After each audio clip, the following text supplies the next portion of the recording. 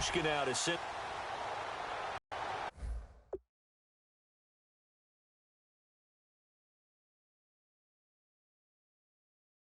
This fielded a few yards. And the decision to come out is going to cost him 5 yards at the 20-yard line. The field. And on the last go-around, they really couldn't get anything going. They had to punt from deep inside their own territory, which means you're going to lose the field position battle as a general rule. What they're looking for now is a little more consistency, move the ball at least a few times on offense, get a couple of first downs, and hopefully flip the field. Yeah, just something to build off of. That's what they're looking for here. I want to sneak in a note here on the officials while time permits from the Super Bowl game. I know that you had high praise of them. Really, you know they did a good job when no one is talking about them on Monday. You're exactly right. And, in fact, they're being praised almost universally for getting a couple of calls that were really difficult to make in real time correct. And I'm talking about the Julian Edelman catch. Emphatic that it was a catch. Replay confirmed it. And then, of course, the James White touchdown in overtime, because that was called a touchdown on the field. And, of course, they confirmed that one as well upstairs in the replay. But normally, these officials come together. They're an all-star crew. They don't work together as much during the season. But this one felt very cohesive. I thought they did a fantastic job. And on third down, a nickel formation here defensively. Now a shotgun snap as they'll look to throw. Got an open man. It's a noon one. They do get 10 back, but still a ways to go on fourth. Partner, I think that completion takes the definition of dink and dunk to a different level, doesn't it? It does, and the defense was right there, kind of played into their hands.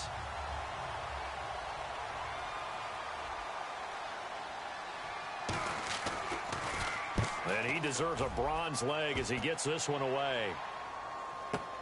Returnable for Lockett.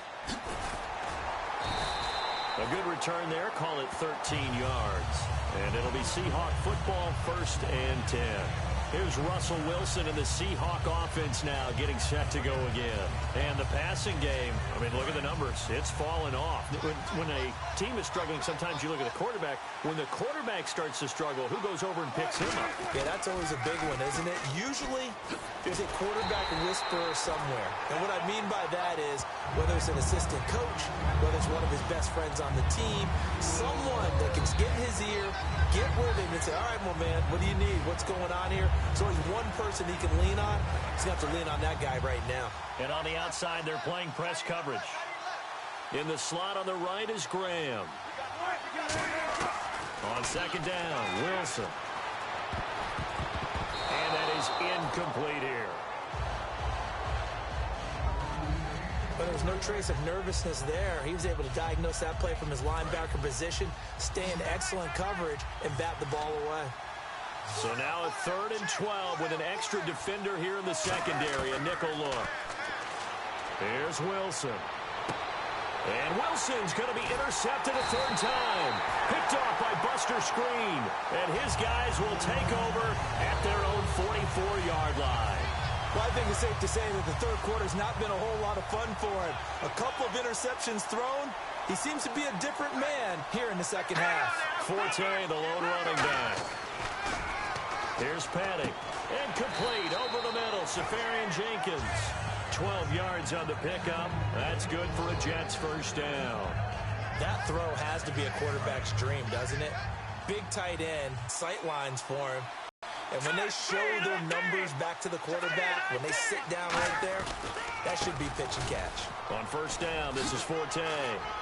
And he gets this inside the 35-yard line. Give him 10 yards on that one, and that'll earn him a fresh set of downs. In my book, that's running the ball well, but with intelligence. How about him keeping the clock moving, staying in bounds? Yeah, even though it's the third quarter, you're thinking ahead, aren't you? This is where your running game can really help you with a lead in the second half. I agree totally. It's not just end-of-the-half situations that you worry about the clock. It's throughout the game. And with a lead, stay in bounds. Make them fight harder to try and catch you.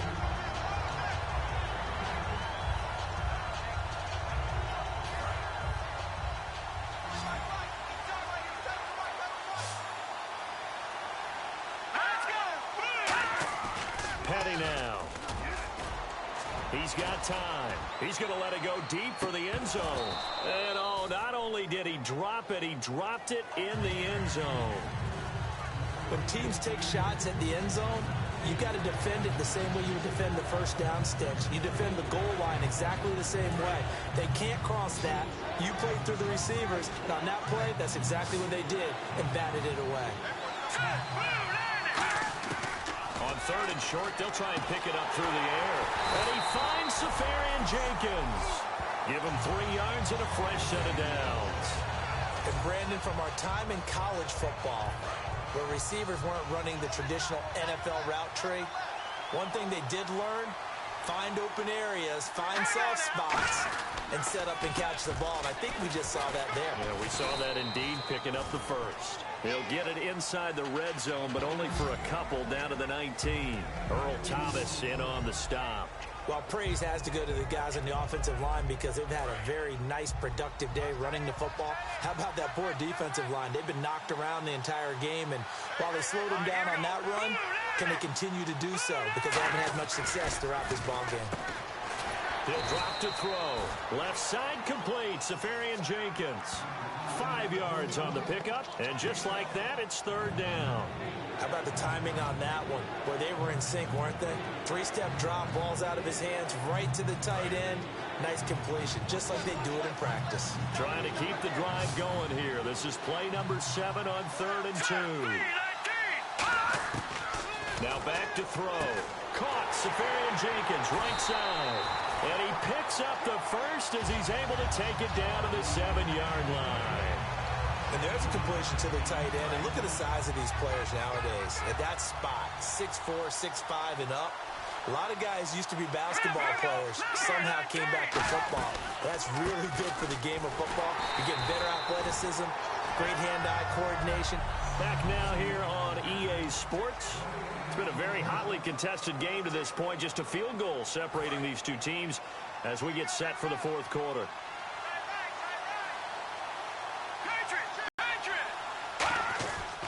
Again, Forte.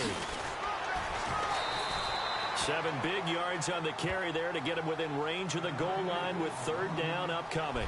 And in this situation with the lead 4th quarter, they're liking keeping the ball on the ground, I'm sure. That's just smart football, but you know the defense has to know it as well. They've got to stop them here. So now we're going to see that loading the box in a big way. 6, 7, 8, 9, whatever it's going. And he is in. Touchdown, New York. Matt Forte, his 2nd touchdown of this Super Bowl. And the Jets are going to add on to their lead. Able to punch it in on 3rd down makes it easier for those guys on the sideline. They didn't have a 4th down decision to make. Yeah, could you feel the exhale? Because they were already thinking ahead, as all the good coaching staffs do. Anticipating, will we have to make the call? They already had it lined up. Never even got to it. A pretty long drive that time. 11 plays all told. And it's capped off by a Matt Forte touchdown run. Folk now set to boot it after his guys put 6 on the board. This is taken at his 4. What a spin. And he'll take this across the 25. Couple extra yards up to the 27-yard line. The Seahawks offense now, they get ready to come back onto the field.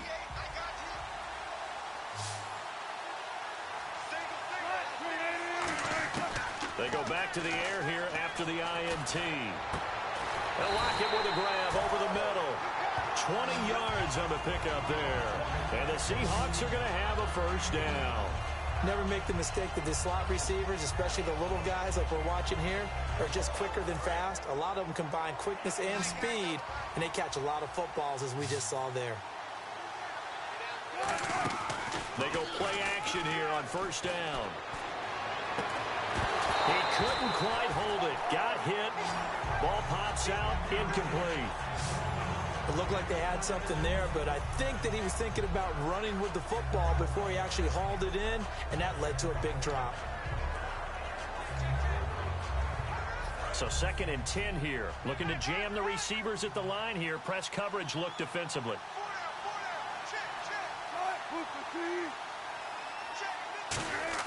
Second and 10. It's Wilson again. That's incomplete. Nearly another pick. My goodness. Oh, man, that was close. The opportunity to change momentum, big play, right in his hands. unable to come down with it. A sigh of relief, no doubt, on offense if that fell harmlessly to the ground. On third down, Wilson.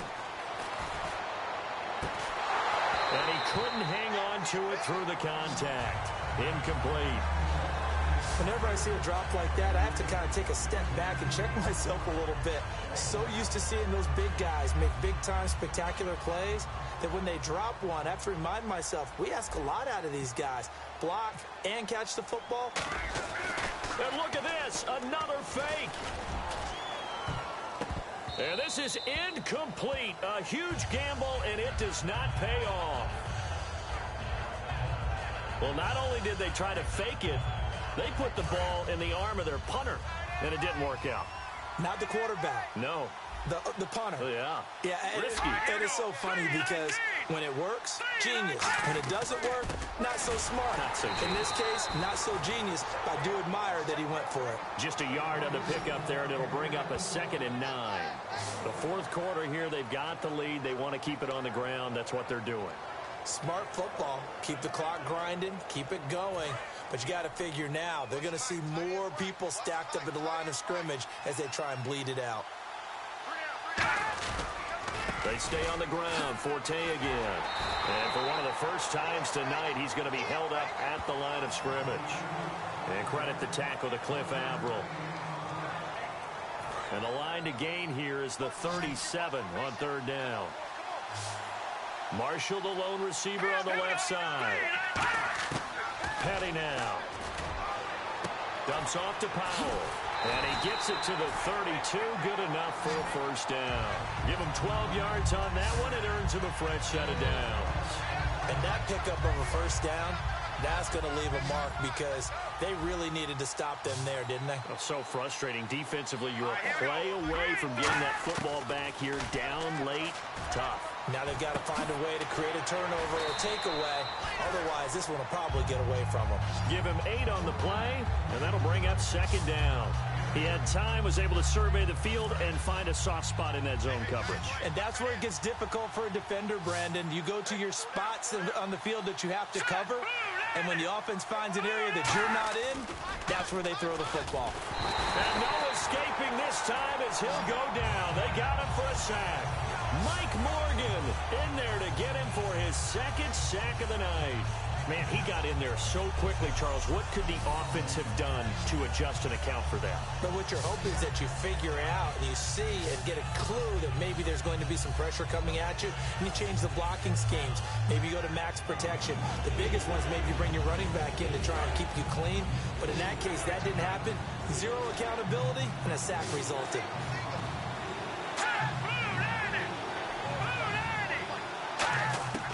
Here's Petty. Oh, there's that man again. It's complete. A good gain of 14 there, and it moves the chains.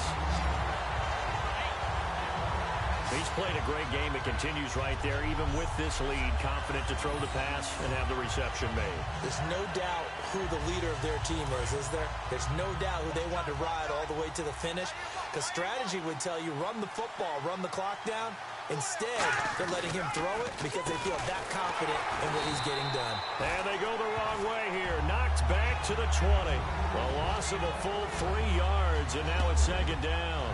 Yeah, let me puff out my chest a little bit, even though I'm not rooting for either team. That was a really nice defensive play. It's awfully fun to watch, even in an offensive game. They'll run it now out of the gun. Oh, no, he lost the football. Wow. That ball gets knocked free, but a teammate comes along and scoops it up. It's almost like baseball. Guys at bat, people are on base in scoring position. One guy doesn't get him home. The next guy comes through and picks him up. And avoids the turnover. Now play number 8 on this drive, and they need 9 yards to pick up the first on third. Now a shotgun snap as they'll look to throw. This will be caught just inside the 10. It's a nice pickup of 12 yards, and it gives them a 1st and goal. Simple slant route, and it works to perfection. And when you're a big-bodied receiver, you use it like it's a basketball play. Body the defender away and catch the football. Let's go. From the 4-yard line, it's 1st and goal now. They'll try to run with Forte. It's a gain of a yard, and it'll set up 2nd and goal. That didn't just feel like good defense there. That felt like pride, didn't it? He's already gotten into the end zone twice, trying to get there for a 3rd time. No one likes to have the hat trick against them.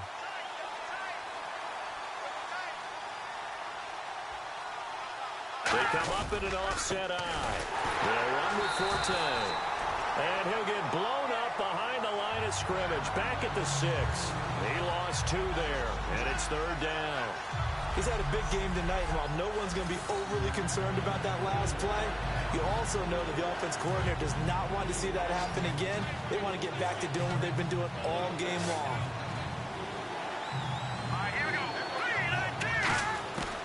They'll look to throw on 3rd and goal. Got a man, it's caught. Touchdown, Jets. Austin Safarian-Jenkins. A 5-yard touchdown. And the Jets find a way to stretch their lead. That's almost just not right. You cover everybody. But those tight ends, they can be awfully reliable.